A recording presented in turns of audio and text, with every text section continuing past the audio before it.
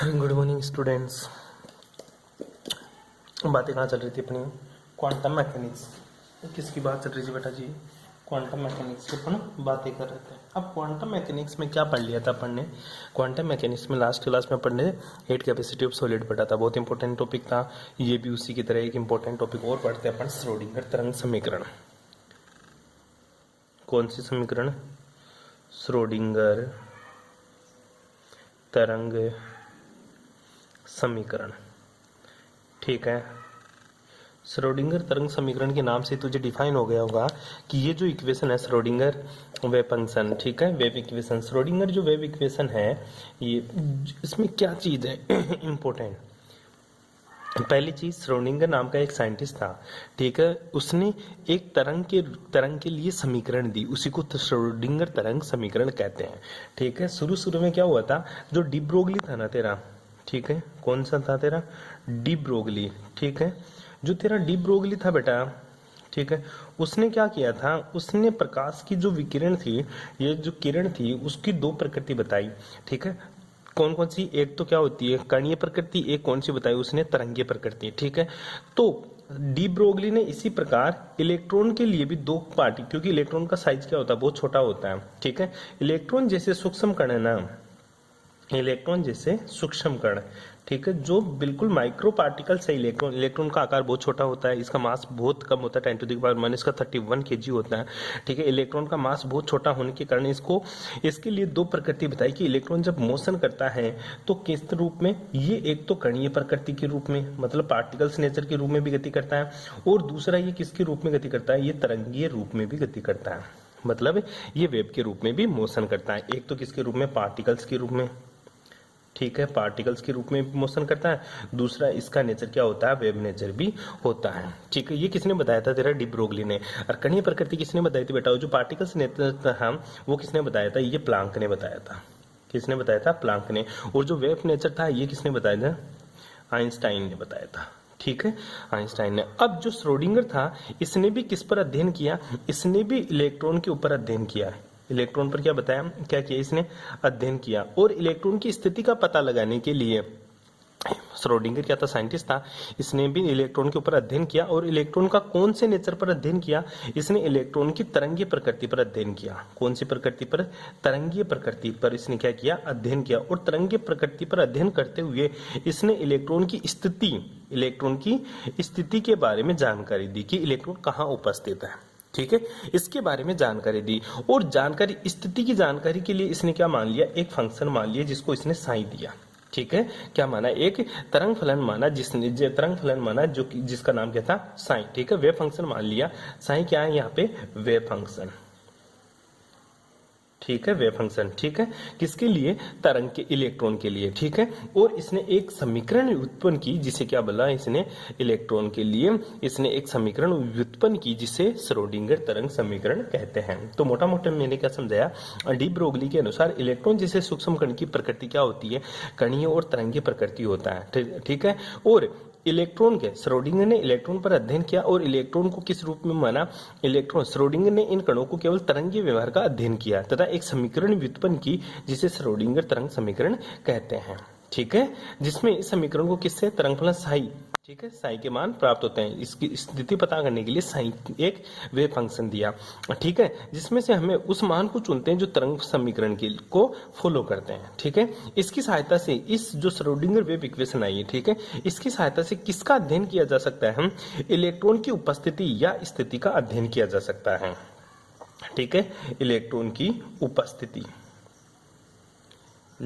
उपस्थिति का प्रायिकता के साथ क्या किया जा सकता है? अध्ययन किया जा सकता है। जो श्रोडिंगर ने जो इक्वेशन दी, ठीक है, जो तेरी श्रोडिंगर इक्वेशन है, ठीक है, जो तेरी श्रोडिंगर इक्वेशन है, ये कौन सी? ये सेकंड ऑर्डर, कौन सी ऑर्डर बेटा? सेकंड ऑर्डर डिफरेंशियल इक्वेशन है।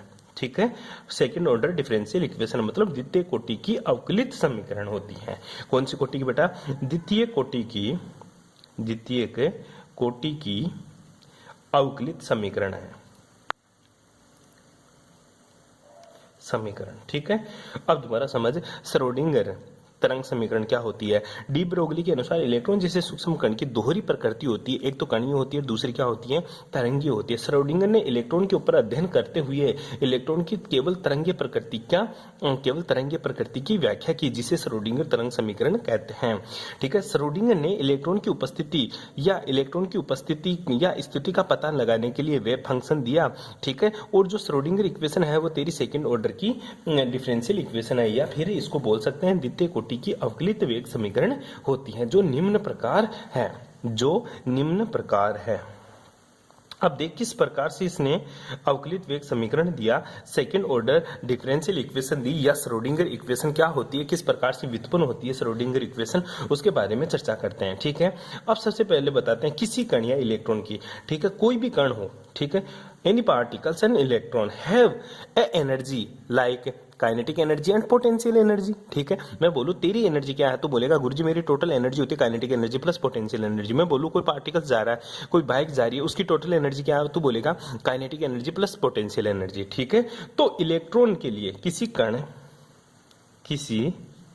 कण या इलेक्ट्रॉन की कुल ऊर्जा कितनी होती है बेटा, इलेक्ट्रॉन की कुल ऊर्जा क्या होती है बेटा, इलेक्ट्रॉन की कुल ऊर्जा तो बताएगा गुरुजी टोटल एनर्जी होती है ना, वो किसके बराबर होती है, वो बराबर होती है गुरुजी kinetic energy plus potential energy के बराबर होती है। ठीक है, और तुझे पता है काइनेटिक एनर्जी, इलेक्ट्रॉन की काइनेटिक एनर्जी क्या होती है बेटा, इलेक्ट्रॉन की काइनेटिक एनर्जी गुरुजी होती है 1/2 mv²। ठीक है, और इलेक्ट्रॉन की पोटेंशियल एनर्जी क्या होती है बेटा, U के बराबर होती है, जो अपन ने क्वांटम केमिस्ट्री में इसका साइन पढ़ा था। ठीक है, तो टोटल एनर्जी क्या हो जाएगी, E बराबर काइनेटिक एनर्जी की जगह क्या वैल्यू पुट करेगा 1/2 mv²। ठीक है, और पोटेंशियल एनर्जी की जगह क्या वैल्यू पुट करेगा U। ठीक है, जहां पे जो M होता है ना, ये क्या होता है गुरुजी, जो M होता है ना वो कण का द्रव्यमान होता है। क्या होता है, कण का द्रव्यमान। सिंपल सी बात है, M क्या होता है, कण का द्रव्यमान। और जो V होता है ना वो कण या इलेक्ट्रॉन का क्या होता है, वेग, कणिका वेग। ठीक है, कोई दिक्कत यहां तक।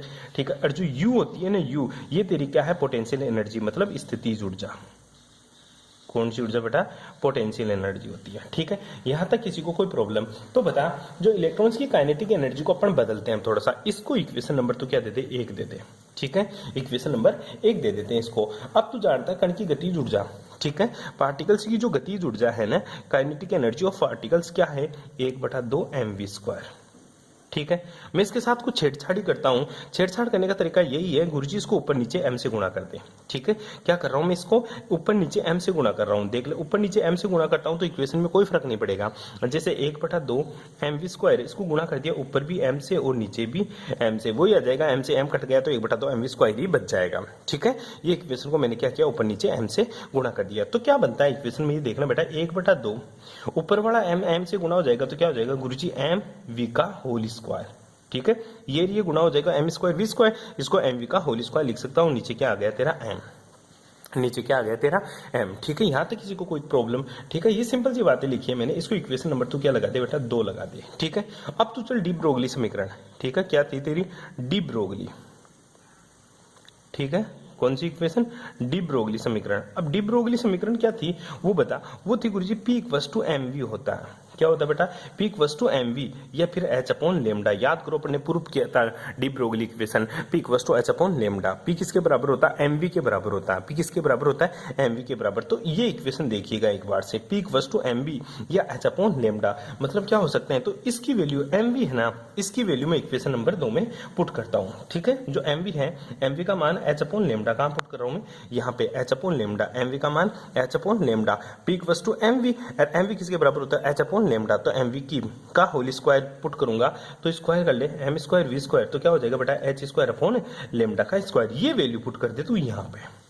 ठीक है, दोनों में से कोई सी वैल्यू पुट कर सकते हैं। जब इक्वेशन में ये वैल्यू पुट करेंगे तो तेरी इक्वेशन क्या बनती है, आओ चर्चा करते हैं उसके बारे में थोड़ा सा। तो तेरी काइनेटिक एनर्जी क्या हो जाती है इक्वेशन नंबर 2 से।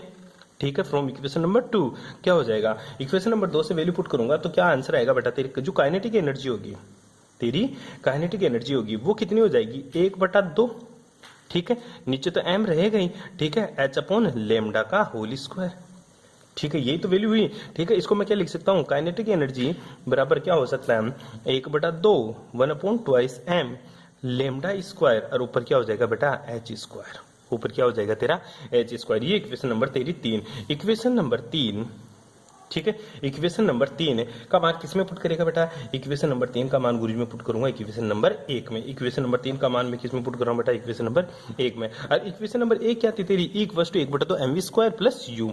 ठीक है, तो तू क्या वैल्यू पुट करेगा? किसकी जगह वैल्यू पुट करेगा? काइनेटिक एनर्जी की जगह मैं पूरा का पूरा मान रखूंगा h² / 2m²। ठीक है, तो E क्या, E का मान क्या हो जाएगा? E = हो जाएगा h² / 2m² प्लस u। ठीक है, यहां तक किसी को कोई प्रॉब्लम? ठीक है, सिंपल सी बातें बताइए मैंने यहां तक आपको, अभी तक कोई बड़ी बात नहीं बताई। ठीक है, h/, ठीक है, u। अब मैं e को इधर भेज देता हूं और इसको इधर भेज देता हूं। ठीक है, एक काम कर ले, या तो u को इधर भेज दे। u को इधर भेजूंगा तो देख h² / 2m λ², किसके बराबर हो जाएगा बेटा? e - का u के बराबर हो जाएगा। ठीक है, यहां तक किसी को दिक्कत? इक्वेशन नंबर 4 पुट कर दे, h² / 2 λ² = e - का u। अब तरंग समीकरण से या तरंग इक्वेशन से, तरंग समीकरण से अब तुझे तरंग समीकरण याद करनी है। वो तरंग समीकरण होती है बेटा डेल स्क्वायर साइन, इसको साइन बोलते हैं, del square sign upon del x² for एक डायरेक्शन के लिए। ठीक है, प्लस 4π² अपॉन λ²। ठीक है, सॉरी 8π² अपॉन λ², 4π² अपॉन λ² साइन = 0। ये क्या है? तेरी तरंग समीकरण है। ठीक है, कौन सी दिशा में? एक दिशीय, एक दिशा में। ठीक है, और वो भी कौन सी? x दिशा में। ठीक है बेटा, कौन सी दिशा में? x दिशा में। ठीक है, ये क्या होती है? तेरी तरंग समीकरण होती है। अब तुझे वैल्यू किसकी पुट करनी है बेटा? तुझे वैल्यू λ² की, 1/λ² की वैल्यू पुट करनी है। किसकी वैल्यू पुट करनी है बेटा? 1/λ² की वैल्यू पुट करेंगे। तो यहां से 1/λ² निकाल ले एक बार के लिए। ठीक है, अगर मैं इधर 1/λ² रखूं तो 2m इधर चला जाएगा, h² नीचे आ जाएगा। ठीक है, सोच एक बार के लिए, इसको नीचे 1 से गुणा कर दूं तो मेरे को तो 1/λ² चाहिए। क्या चाहिए तेरे को? 1/λ²। तो 2m तो इधर ऊपर जाकर गुणा हो जाएगा, h² नीचे आकर गुणा हो जाएगा। ठीक है, तो देख 1/λ² किसके बराबर हो जाएगा? 1/λ² बराबर हो जाएगा गुरुजी 2m अपॉन h²। ठीक है, किससे गुणा? e - का u से गुणा। ये 1/λ² का मान आ जाएगा तेरा। ठीक है, 1/λ²। इसको इक्वेशन नंबर तो क्या पुट कर दे? इसको इक्वेशन नंबर 4 पुट कर देना। ठीक है, 1/λ² 2m अपॉन h² e - का u, इक्वेशन नंबर 4। ठीक है, क्या हो जाएगी तेरी इक्वेशन नंबर 4। अब 1/λ² का मान यहाँ पे रख दे तो क्या आ जाएगा? देख, del square sign upon del x² plus 4π² गुणा 1/λ² का मान कितना है? 2m upon h², 2m upon h²। Question में क्या लिखेगा? e - का u और साइन का साइन = 0। कोई दिक्कत बेटा जी? सिंपल सी इक्वेशन लिखी मैंने, इसमें कोई दिक्कत ही नहीं होनी चाहिए। अब देख आगे चलता हूं मैं, इसको फिर खोलने की कोशिश करता हूं। Del square sign upon del x² plus 4 को 2 से गुणा करेंगे तो 8π² का π² m अपॉन h², वो क्या आ जाएगा? e - का u साइन = 0। कोई दिक्कत रहे? अरे कोई प्रॉब्लम? ये जो इक्वेशन नंबर तेरी कौन सी आ गई? जो इक्वेशन नंबर ये इसको इक्वेशन नंबर 5 लगा देना है, इसको इक्वेशन नंबर 6। जो इक्वेशन नंबर 6 है ना बेटा, ये एक विमीय बॉक्स में कण की स्थिति के लिए तरंग फलन को प्रदर्शित करता है। जो इक्वेशन नंबर 6 है ना, क्यों? क्योंकि मैंने एक दिशा या एक विमा में, ठीक है, अच्छा वर्ड रहेगा एक विमा में। ठीक है, एक विमा में x दिशा में। तो इक्वेशन नंबर 6 है ना, एक विमीय बॉक्स में, किसमें? एक विमीय बॉक्स में, एक विमीय बॉक्स में कण की गति के तरंग समीकरण को प्रदर्शित करता है। तरंग समीकरण को प्रदर्शित करता है। बड़ा इंटरेस्टिंग एग्जाम्पल था। एक विमीय बॉक्स में तरंग की गति के समीकरण को प्रदर्शित करता है। ठीक है, और वो दिशा कौन सी है? x दिशा में। यदि मान ले यदि कण तीनों दिशाओं में जाए, यदि कण x, y और z दिशा में गति करे तो तरंग फलन क्या होगा? गति करे तो तरंग फलन। ठीक है, तरंग फलन, कुछ नहीं बदलना। कुछ भी नहीं बदलना। क्या बदलना है गुरुजी? तेरे को बस ये जो वैल्यू है ना, ये x था, y z और यूज कर दे, लिख दे, कुछ भी प्रॉब्लम नहीं है।